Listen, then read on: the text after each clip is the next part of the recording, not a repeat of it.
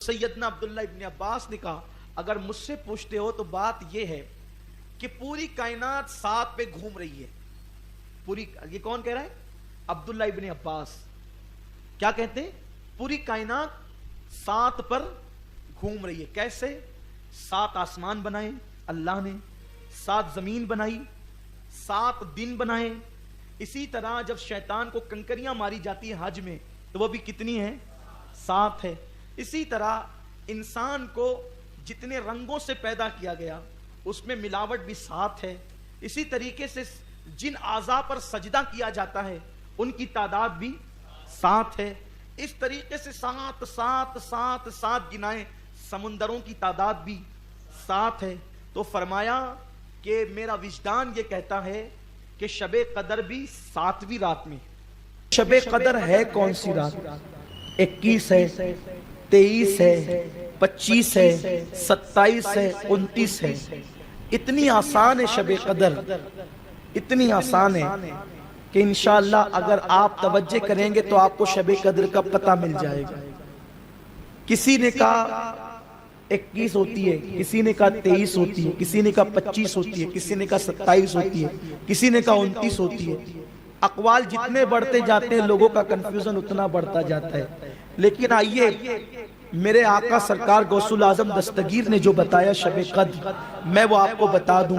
سرکار غوث پاک فرماتے ہیں جس دن تو دل کی گہرائی سے اللہ کی عبادت کر، جس دن تو دل کی گہرائیوں سے، جس شب تو دل کی تہ سے اخلاص کے ساتھ اللہ کی عبادت کر، بس وہی رات تیرے لیے شب قدر ہے.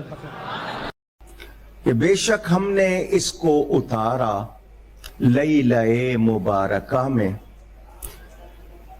قرآن کریم سے معلوم ہوتا ہے کہ قرآن ماہ رمضان میں نازل ہوا.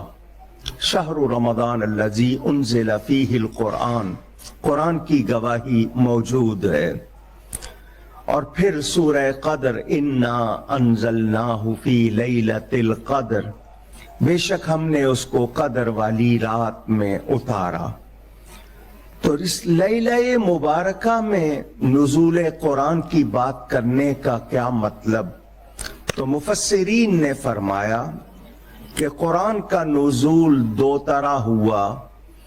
ایک لوح محفوظ سے آسمان دنیا پر، ایک مقام ہے بیت العزت، اس پر اتارا. اور شب قدر میں نبی کریم صلی اللہ علیہ وسلم پر اتارا. تو معنی واضح ہو گیا کہ اس رات میں قرآن کریم لوح محفوظ سے آسمان دنیا پر نازل ہوا. شب قدر رمضان کی راتوں میں سے ایک اہم رات ہے. اس رات کی بڑی فضیلت ہے اور اس رات میں کچھ خصوصی اعمال بھی ثابت ہیں. اس رات سے متعلق لوگوں میں کچھ غلط فہمیاں بھی ہیں. آئیے انہی ساری چیزوں پر ہم بات کرتے ہیں. سب سے پہلے دیکھتے ہیں کہ اس رات کی فضیلت کیا ہے. تو دیکھیے اس رات کی فضیلت میں بہت ساری باتیں ہیں. قرآن مجید میں باقاعدہ سورہ قدر کے نام سے ایک سورہ ہے جس میں اللہ رب العالمین نے اس رات کا تذکرہ کیا ہے اور اس رات کی خوبیوں کا ذکر کیا ہے. اللہ فرماتا ہے انا انزلناہ فی لیلۃ القدر، کہ ہم نے قرآن مجید کو شب قدر میں نازل کیا ہے. اور پھر فرماتا ہے وما ادراک ما لیلۃ القدر، تمہیں کیا پتا کہ شب قدر کیا چیز ہے. اور پھر اللہ کہتا ہے لیلۃ القدر خیر من الف شہر، شب قدر یہ 1000 مہینوں کی عبادت سے بہتر ہے. تو یہ فضیلت ہے جو سورہ قدر میں اللہ تعالیٰ نے بیان کی ہے. ایسے ہی اللہ تعالیٰ نے سورہ دخان میں بھی آیت نمبر 3 سے 4 میں بیان کیا ہے کہ انا انزلناہ فی لیلۃ مبارکہ، کہ ہم نے قرآن مجید کو نازل کیا ہے لیلہ مبارکہ میں، بابرکت رات میں. تو اس سے مراد بھی شب قدر ہی ہے کیونکہ قرآن رمضان ہی میں نازل ہوا. اللہ نے سورہ بقرہ آیت نمبر 185 میں کہا شہر رمضان الذی انزل فیہ القرآن، کہ رمضان ہی وہ مہینہ ہے جس میں قرآن نازل ہوا. تو پتہ چلا لیلہ مبارکہ رمضان ہی میں ہو سکتی ہے. اور رمضان میں وہ کون سی رات ہے جس میں قرآن نازل ہوا؟ تو سورہ قدر میں وہ آ گیا انا انزلناہ فی لیلۃ القدر. تو پتہ چلا کہ شب قدر رمضان میں ہوتی ہے. تو یہ تو قرآن میں اس رات کی فضیلت ہے. اگر ہم احادیث کی طرف دیکھیں تو سنن ابن ماجہ کی حدیث نمبر 1644، اس میں اللہ کے نبی صلی اللہ علیہ وسلم فرماتے ہیں کہ ان ھذا الشہر قد حضرکم، یہ رمضان کا وقت آیا تو اللہ کے نبی صلی اللہ علیہ وسلم نے فرمایا کہ دیکھو یہ مہینہ تمہارے بیچ آ چکا ہے، وَفِيهِ لَيْلَةٌ خَيْرٌ مِّنْ أَلْفِ شَهْرٍ، اس میں ایک رات ہے جو 1000 مہینوں سے بہتر ہے، یعنی 1000 مہینوں کی عبادت سے بہتر ہے۔ آگے نہیں فرماتے ہیں کہ من حرمها حرم الخیر کلہ، کہ جو اس رات سے محروم رہا وہ تمام بھلائیوں سے محروم رہا۔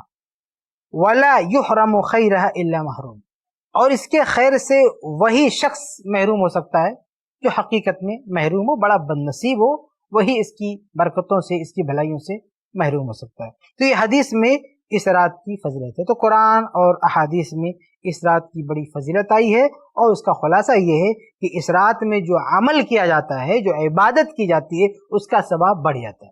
اب آئیے دیکھتے ہیں کہ اس رات میں ہمیں کون سی عبادت کرنی چاہیے۔ تو دیکھیے اس رات میں عبادتوں کی 2 قسمیں ہو سکتی ہیں۔ ایک تو وہ عام عبادات جو کتاب و سنت سے ثابت ہیں عمومی طور پر، کہ کبھی بھی اس کو آپ انجام دے سکتے ہیں، تو ایسی تمام عام عبادات آپ اس رات میں کر سکتے ہیں۔ چنانچہ صحیح بخاری کی حدیث اما عائشہ رضی اللہ عنہا فرماتی ہیں کہ کان نبی صلی اللہ علیہ وسلم اذا دخل العشر شد مئزرہ واحیا لیلہ وایقظ اہلہ، کہ جب رمضان کا آخری عشرہ آتا تھا تو اللہ کے نبی صلی اللہ علیہ وسلم کمر کس لیتے تھے، رات کو جاگتے تھے اور اپنے گھر والوں کو بھی جگاتے تھے، کیونکہ صحیح بخاری وغیرہ ہی کی دوسری روایت میں یہ ہے کہ جو آخری عشرہ ہے اسی میں شب قدر ہوتی ہے، اور بعض روایتوں میں ہے کہ آخری عشرے کی جو طاق راتیں ہیں اسی میں شب قدر ہوتی ہے۔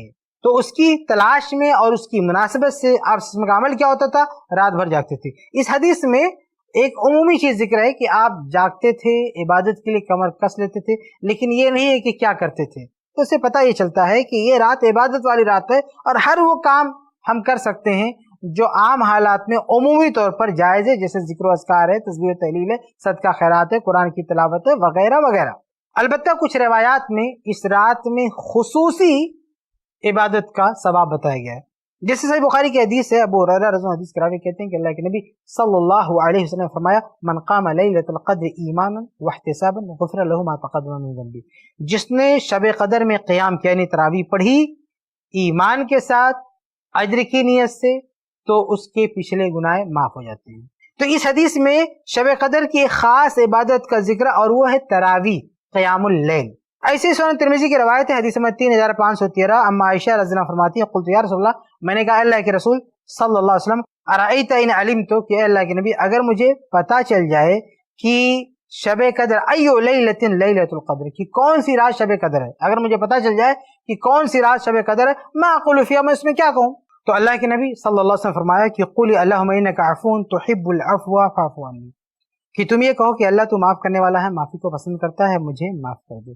تو اس حدیث میں اللہ کے نبی صلی اللہ علیہ وسلم نے خصوصی بات جو سکھلائی وہ دعا ہے کہ اللہ سے مغفرت کی دعا کرو۔ تو یہ خصوصی عبادت اس رات میں کی جا سکتی ہے۔ اس کے علاوہ اور بھی عبادات جو عام عبادات ہیں، جیسے قرآن مجید کی تلاوت ہے، صدقہ خیرات ہے، اور ذکر و اذکار ہے، تسبیح و تحلیل ہے، کسی کو بھلائی کا حکم دینا، کسی کو برائی سے روکنا، کسی کو سمجھانا، کوئی بات بتانا، یہ ساری چیزیں جو خیر کی چیزیں ہیں، اچھی چیزیں ہیں، یہ ساری چیزیں اس رات میں کی جا سکتی ہیں، اس میں کوئی حرج کی بات نہیں ہے۔